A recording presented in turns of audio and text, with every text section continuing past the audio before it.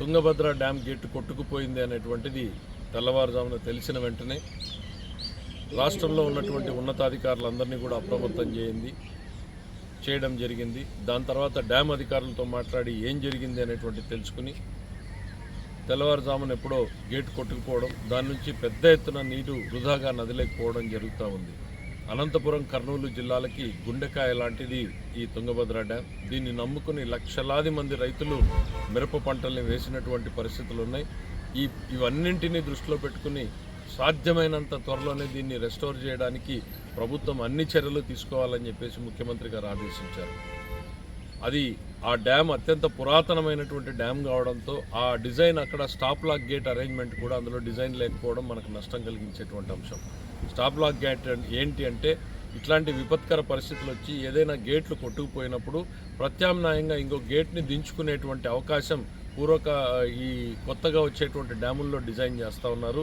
అట్లాంటి అవకాశం ఆ డ్యాంలో లేకపోవడం మూలన నీరు వృధాగా పోతూ ఉంది. అయితే ఆ డ్యాంలో బాగా పరిపూర్ణమైనటువంటి అవగాహన కలిగినటువంటి వ్యక్తులు, సుదీర్ఘమైనటువంటి అనుభవం ఉండి రిటైర్ అయిన వ్యక్తులు కన్నయ్య నాయుడు గారు ఇట్లాంటి వ్యక్తులందరినీ కూడా సంప్రదించడం జరిగింది. అక్కడ ప్రత్యామ్నాయంగా ఎమర్జెన్సీగా గేట్లని మనం తయారు చేసుకుని తాత్కాలికంగా ఆ నీటిని నిలిపేదానికోసం చర్యలు తీసుకోవడానికి అన్ని ప్రణాళికలు కూడా సిద్ధం చేయడం జరుగుతోంది. ఇంకా ఏమైనా ప్రత్యామ్నాయాలు ఉన్నాయా, రబ్బర్ డ్యాముల్ని తెచ్చి ఇమీడియట్గా అడ్డం పెట్టొచ్చా, ఇట్లాంటి ప్రత్యామ్నాయాల మీద కూడా ఉన్నతాధికారులు విజయవాడలో దాని మీద పనిచేస్తూ ఉన్నారు. ఏది ఏమైనా కూడా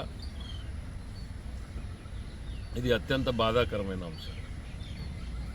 ఒక రాయలసీమ వాసిగా ఉదయాన్నే ఈ వార్త విన్న వెంటనే ఎంతో ఆందోళనకు గురి కావడం జరిగింది. ఎందుకంటే దీన్ని నమ్ముకుని ఉన్నటువంటి లక్షలాది మంది రైతుల జీవితాలకు సంబంధించింది కాబట్టి ప్రభుత్వం పూర్తి స్థాయిలో దీని మీద దృష్టి పెట్టింది. ఇది మన ప్రభుత్వం కాదు, తుంగభద్ర డ్యామ్ చేయాలి కాబట్టి, బోర్డు అధికారులు చేయాలి కాబట్టి వాళ్ళకి అన్ని సహాయ సహకారాలు అందించమని ముఖ్యమంత్రి గారు ఆదేశాలు ఇచ్చారు. దాని ప్రకారం ఇప్పటికే చర్యలు ప్రారంభమయ్యాయన్నటువంటి విషయాన్ని తెలియజేసుకుంటున్నాం. తప్పకుండా అక్కడికి ఎన్ని మార్గాలు ఉన్నాయో అన్ని మార్గాల్ని అన్వేషించి ఈ ప్రభుత్వం ఆ నీటిని వృధా కాకుండా ఆపేటువంటి ప్రయత్నం చేస్తుంది. ఇది ఇప్పటిదాకా ఉన్నటువంటి విషయాన్ని అందరితో పంచుకోవాలనుకుంటున్నాం. ఆందోళనకు గురి కావద్దండి, ప్రభుత్వం ఆ పనిలో ఉంది అనేటువంటి విషయాన్ని మీ అందరికీ కూడా తెలియజేస్తున్నాం.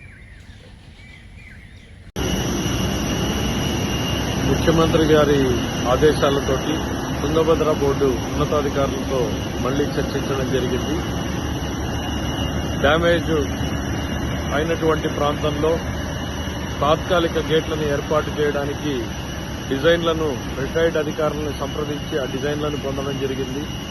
కాంట్రాక్టర్లను కూడా ఇద్దరిని ఫైనలైజ్ చేయడం జరిగింది. పనులు కూడా వెంటనే ప్రారంభమవుతాయి. అధికారుల బృందం కూడా అక్కడికి చేరుకునేటువంటి పరిస్థితి ఉంది. ఈ విషయాలన్నీ మీతో ఎప్పటికప్పుడు షేర్ చేసుకోవాలనేటువంటి ఉద్దేశంతోనే మేము ముందుకు రావడం జరిగింది. Thank you.